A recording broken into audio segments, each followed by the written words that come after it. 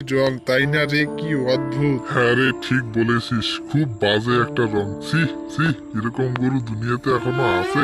ছি, এটা যে কোথা থেকে আসলো, কি বিচ্ছিরি!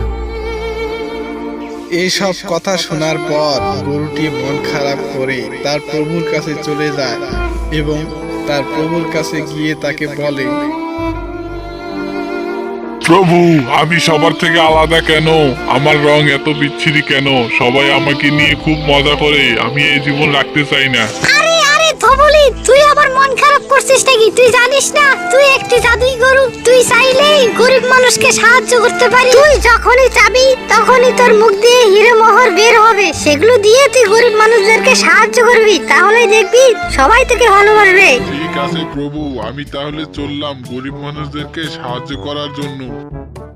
এইসব কথা বলার পর গরুটি সাহায্য করার জন্য গ্রামের উদ্দেশ্যে রওনা হয় এবং